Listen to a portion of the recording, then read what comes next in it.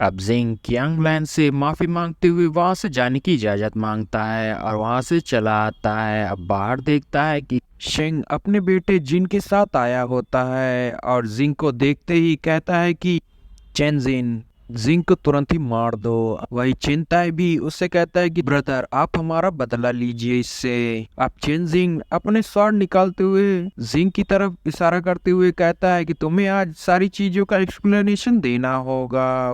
अब जिंग का छोटा भाई उससे बोलता है कि ब्रदर क्या आपको इससे फाइट करने की जरूरत है। तो जिंग उससे बोलता है चिंता मत करो, मैं इसे हैंडल कर लूंगा। अब जिंग आगे बढ़ते हुए जिन को बताता है कि तुम्हारे ब्रदर और फादर ने मुझे मारने की कोशिश की और मेरे से मेरा थ्रोन भी लेने की कोशिश की, इसलिए मैंने भी उनके साथ वही किया जो इनके साथ करना चाहिए था। अब ये बात सुनकर चेन जिंग कहता है मुझे इससे कोई मतलब नहीं है इन्होंने क्या गलती की है, ये मेरे फादर और ब्रदर हैं। तुम अच्छे से जानते हो कि मैंने ब्रेक थ्रू करके वंडरलैंड रिलम में पहुंच चुका हूँ, तुम्हें मेरी पावर से जरा भी डर नहीं लगा। अब चेंजिन हंसते हुए कहता है तुम्हारी इस गलती के लिए मैं तुम्हारे सिर को धड़ से अलग कर दूंगा, जिससे डोंगयू सिटी में सारे ही लोगों को पता चलेगा कि मेरी फैमिली के साथ पंगा लेने से क्या होगा। अब जिंग गुस्सा होते हुए बोलता है ज्यादा ऊंची आवाज में बातें करना बंद करो और जल्दी से मुझसे फाइट करो, मैं भी तो देखूं तुम्हारा ब्रेक थ्रू कितने काम का है। अब जिंग का एक सैनिक दूसरे सैनिक से बोलता है कि सेलेस्टियल रिलम और एस्ट्रल रिलम में जमीन आसमान का फर्क है। जिंग कैसे ऐसी बातें कर रहा है कि वो एक एस्ट्रल रिलम वाले बंदे को हरा सकता है।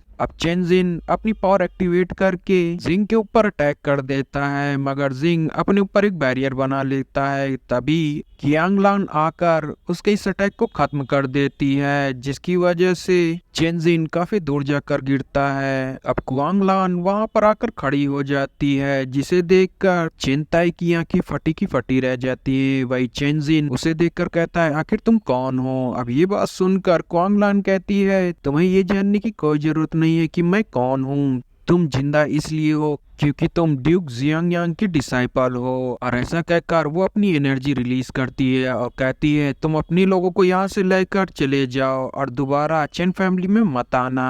अब चेनजिंग को उसके फादर उसे खड़ा करता है, जहाँ चेनजिंग कहता है कि मैं टू लिंग और टू शाओ का मास्टर हूँ। अब ये बात सुनकर कियांगलान कहती है तुम्हारे पास आखिरी मौका है, यहाँ से चले जाओ। अब ये बात सुनकर चेंजिन सोचता है लगता है ये लड़की काफी पावरफुल है, इसलिए ये मेरे मास्टर से भी नहीं डर रही है। अब वो अपनी फादर और ब्रदर को वहां से चलने को कहता है, जहाँ चेंताई वहीं खड़ा होता है, जिसे देखकर उसका फादर कहता है जल्दी से यहाँ से चलो, तुम्हारे बड़े भाई ने क्या कहा है तुमसे। अब वो सब वहां से चले जाते हैं। वहीं जिंग के सैनिक भी बातें करने लगते हैं कि मास्टर तो काफी पावरफुल हैं, इन्होंने बिना कुछ किए ही चेंजिन को यहाँ से भगा दिया। अब जिंग अपने भाई से बोलता है अब तुम्हें यहाँ का सारा देख रेख करना है और जब कोई प्रॉब्लम हो तब मुझे आकर बता देना। अब जिंग क्वांगलैंड को अपने साथ मेंशन में चलने को कहता है और मेंशन में आते ही क्वांगलैंड से कहता है कि तुम्हें यहाँ पर एक्शन लेने की कोई जरूरत नहीं थी, मैं खुद से ही अपनी प्रॉब्लम को सॉल्व कर सकता हूँ। ये बात सुनकर क्वांगलैंड कहती है तो तुम्हें लगता है कि मैंने गलती कर दी है तुम्हें बचाकर। जिंग ये बात सुनकर कहता है मैं ऐसा नहीं कहना चाहता हूँ, मैं बस ये कहना चाह रहा हूँ ये सब करने की कोई जरूरत नहीं थी। अब ये बात सुनकर क्वांगलैंड कहती है ये अननेसेसरी है, मुझे तो नहीं लगता कि ये अननेसेसरी था। White light tiger shot technique इसका इस्तेमाल करके तुम जरूरी अपने ओपोनेंट को हरा देते, मगर इसकी वजह से तुम जुआंग यांग के दुश्मन बन जाते।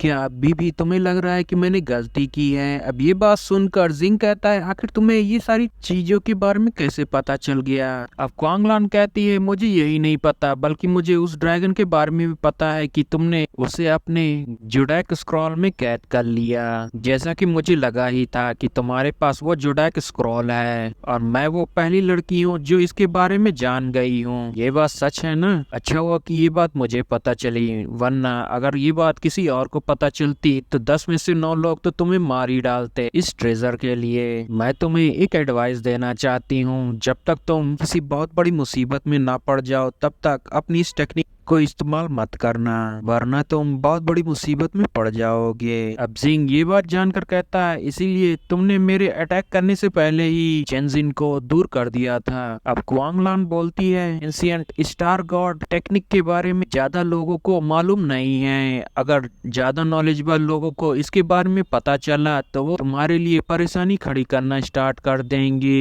वहीं white tiger light sword technique, इसके बारे में मुझे पता है और मैं तुम्हें ये सिखाना चाहती हूँ। अब ये बात सुनकर जिंग कहता है, आखिर ये स्वॉर्डमैनशिप क्या है? तो क्वांग लान उसे बताती है, इस टेक्निक की मदद से तुम अपनी स्वॉर्ड को समझ पाओगे और तुम हेवन और अर्थ की पावर को भी जानने लगोगे। अगर तुम ये टेक्निक प्रैक्टिस करोगे तो तुम्हें आधे महीने में इसका फर्क पता चलने लगेगा। लेवल 4 स्वॉर्डमैनशिप ये कितने लेवल तक पहुंचता है? कभी कभी मार्शल आर्ट टेक्निक काफी मुश्किल होती है समझने में। ये बात सुनकर क्वांग लान बोलती है, सामान्य लोग ये स्वॉर्डमैन टेक्निक को नहीं सीख पाएंगे सिवाय मेरे। अब ये बात जानकर जिंग कहता है कि तुम्हारा ज़ुआंगलैंग पैलेस में क्या आइडेंटिटी है? अब ये बात सुनकर क्वांग लान बोलती है कि जब तुम फुल लेवल वाली स्वॉर्डमैनशिप को प्रैक्टिस कर लोगे और ज़ुआंगलान पैलेस में ज्वाइन हो जाओगे तो तुम और भी ज्यादा पावरफुल हो जाओगे और मार्शल सेंट बन जाओगे, तो तुम मेरे बारे में जान जाओगे कि मैं कौन हूँ। अब ये बात जानकर जिंग कहता है, मैं मार्शल सेंट बनना चाहता हूँ। तो ये बात सुनकर क्वांग लान कहती है कि ठीक है, मैं तुम्हें लेवल 4 स्वॉर्डमैनशिप को प्रैक्टिस कराऊंगी और तुम्हें ध्यान से देखना होगा। गाइस, चैनल को लाइक शेयर सब्सक्राइब जरूर करिएगा और इसे ज्यादा से ज्यादा शेयर करिएगा। Thanks for watching guys.